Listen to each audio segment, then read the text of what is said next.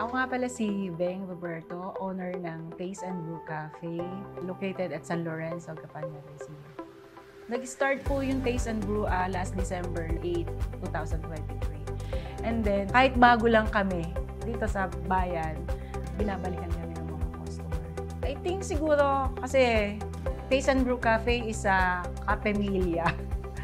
Kasi pag pumunta dito yung mga customer namin, hindi lang sila dalawa, hindi lang sila tatlo, hindi lang sila apat, buong pamilya na. Pagpasok nila dito, minsan nga, nahihiya din kami sa customer kasi punong-puno kami dito. Unang-una kong pinalagay po dito yung internet para ma-monitor ko lahat ng staff ko from the kitchen, bar, and then sa dine-in. Sine-check ko talaga, zinuzoom ko lagi kung ano yung ginagawa ng mga staff. Yun po yung nakatulong sa akin talaga kahit na malayo ako dito, na-observe ko po kung ano yung ginagawa ng mga staff ko. Imagine, nagtatrabaho ako pero nakatingin na yung sa cellphone ko, nakaganyan, chinecheck ko yung mga staff kung ano yung nangyayari. Sa Manila nga ako nag-work and then pupunta lang ako dito ng weekends, dala ko yung mga stock na kailangan. Doon ako magmamarket or minsan dito kung may mga kulang. Malaking tulong po sa amin yung Converge. Ang mga customer po namin pag pumunta dito, tinatanong nila agad, may wifi kayo? Yun po yung unang tanong agad ng mga customer.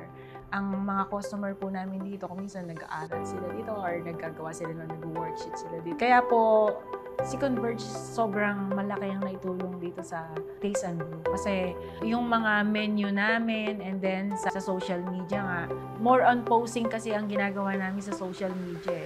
Kasi syempre kung wala kami internet dito, so paano kami makakapag-post ng mga food na nilalabas namin and then yung mga bago namin.